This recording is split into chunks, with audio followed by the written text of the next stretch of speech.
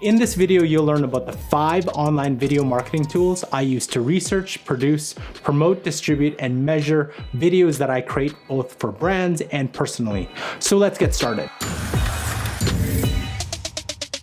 Hi everyone, I'm Carl. Welcome to Next Level Video Marketing, a channel where you get the latest strategies and tips to help you achieve your marketing and business goals through video.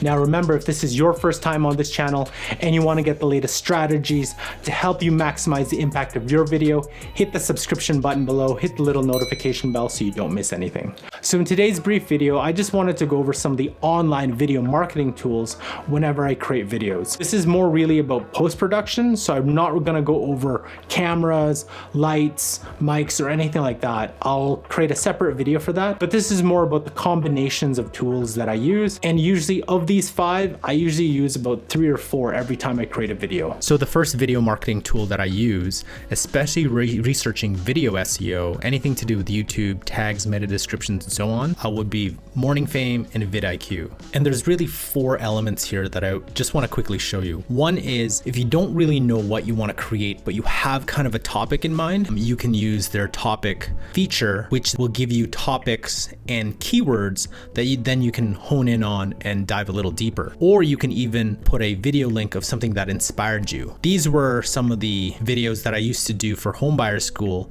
and it actually analyzes what are some of the top recent videos that you've done and recommends which ones that you should be creating more of. Then you can actually segment into views from visitors, from subscribers, watch time. And then it also shows you the channels that are kind of related to your channel. Then see what kind of videos they're creating and what kind of keywords they're using. So the next step is obviously keywords, but actually let's go through a topic first. So let's just go to video marketing.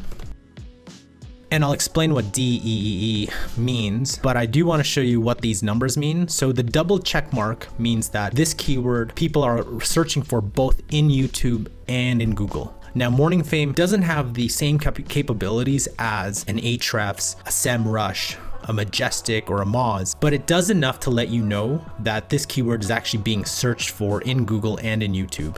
And obviously the higher the number, the more people are searching for it. So you'll have uncommon keywords, which is great choices for smaller channels. There won't be as many people looking for them, but most of these are more the long tail variety versus more of the larger keywords that then you can delve into a little bit deeper. So let's just take a look more at, let's say, for example, a video content marketing strategy. So if we click that, it shows you additional stats, and then you can use that actually for step 3. This is where it compares your channel against the other channels relating to the keyword that you're potentially going to make a video for. So for subscribers, this is how many subscribers a channel has compared to yours. I look at this one first because this is how many views generally a month that this keyword gets, the engagement level, and the relevance according to your channel. And this is more subjective based on Morning Fame. And as you can see, double check mark, which means both searchable in YouTube and Google. And then you can see here what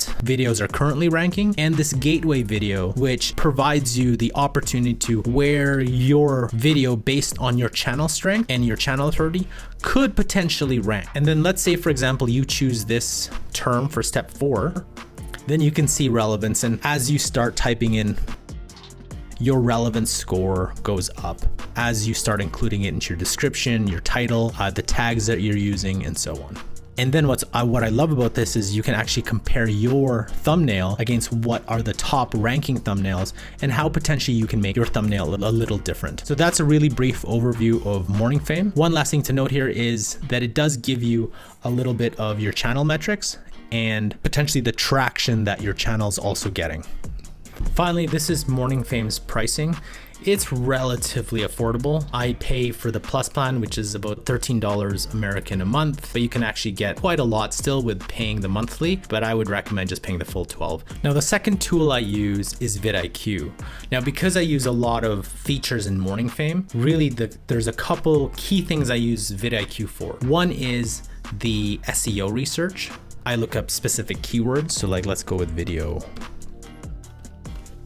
What I love about this that Morning Fame doesn't do is, yes, it shows you their own version of search volume, but it also gives me the competition score to see how difficult that is against competition, as well as gives me a general VidIQ overall score where which keywords actually have potentially a higher chance to rank for. That's according to VidIQ's processes, but it also gives me additional long tail keywords that I can potentially make videos for as well. So VidIQ combined with Morning Fame gives me a good breadth and in-depth knowledge of the type of keywords that I could potentially go after when creating videos around a certain topic. What's really neat is what VidIQ can do in terms of on YouTube as well. So we can show you, as you can see here, velocity of videos. So any videos, not just videos on your channel, how long the watch duration is, their SEO scores according to VidIQ, best practices in terms of tags, meta descriptions, captions, so on. And then the video optimization checklist. And then here, what are some of the keywords that this video potentially ranks for? Which is really neat because then I can see how not just my videos rank as well as other videos rank that are in my space. Now, VidIQ also has additional features which I don't necessarily use because, again, I use a lot of the features that Morning Fame has, but it can actually show you what are some of the best times to potentially publish your content when your subscribers are or your target audience is, as well as here's some of the suggested tags to put into your video. And in terms of pricing, I'm right now on the Pro plan, so it's about $7.50 a month. Now you can go to the Boost, which is about $40 a month, but it just, to me, it doesn't make any sense for me to have both $40 a month plus an additional $13 a month for VidIQ and Morning Fame.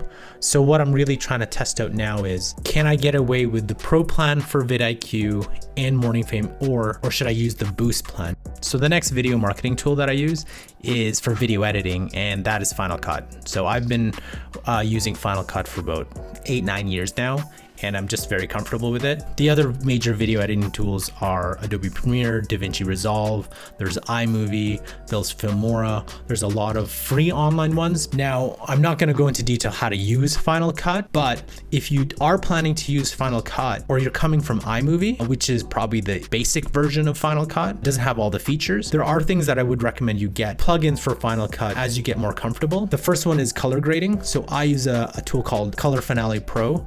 I actually have two, Color Finale Pro and Cinema Grade. I prefer to use Color Finale Pro just because I like all the features of it. For example, edit the base grade, I do a color correction, and then I also do color grading. So I make sure the color is correct, and then I add sort of my own personal color grade to it. And very simple. You've got your color wheels, your HLS curves, color curves, and then really simple sliders here. I would recommend, if you're planning to use any of the editing softwares, key thing to know is all the keyboard shortcuts. It'll make your life much, much easier. There are a couple plugin websites I also recommend. The first one is Motion VX, and I use quite a lot of their plugins, from their intros to I love their cinematic titles and all the other overlays and designs that it would take me forever to create in Motion, and it's just here, and it's very, very customizable. I'll leave a link in the description below. One recommendation that I have for someone who actually creates some of these transitions and effects is Ryan Nangle. So if you haven't checked him out, definitely head over to his YouTube channel. He has a lot of cool transition effects.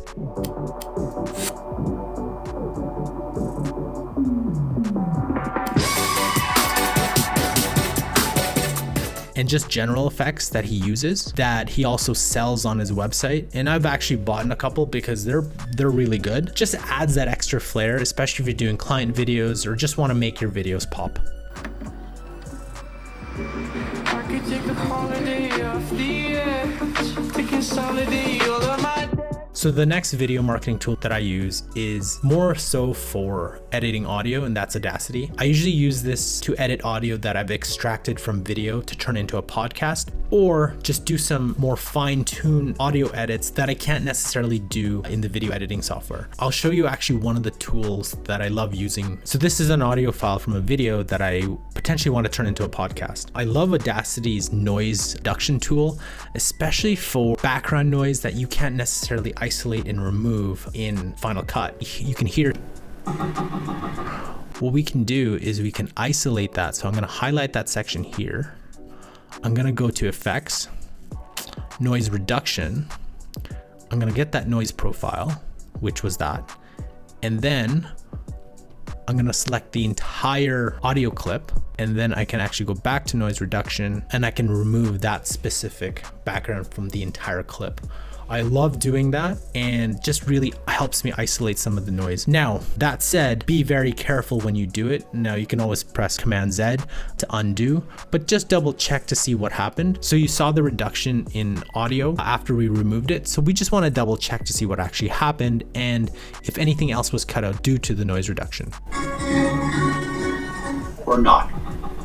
And it didn't necessarily remove everything, but it really significantly decreased it. And you can actually do it again and again to really fine tune that removal. So that's just one feature of Audacity. You can actually record off of and edit right over top. So Audacity is what I use to actually create the intros and outros of my past podcasts. So the next tool that I use is Vid, and this is specifically to repurpose videos and even audio. One of the features I love about Vid is their brand kit, where you can upload your colors, your brand colors, your fonts, some of the logos that you have for either the businesses you work with or your personal brand, and you'll always have access to them when creating your repurposed videos. Now you can use Vid as a complete editor, but I use it more for repurposing because it does a faster job in my opinion than Final Cut. But Final Cut is way more in-depth in terms of the type of editing that I do. So I'm actually just gonna go through a really simple project here with you to show you what the capabilities of Vid can do. I'm gonna start a new project. So I'm just gonna upload a really quick video that I did from last week's YouTube video.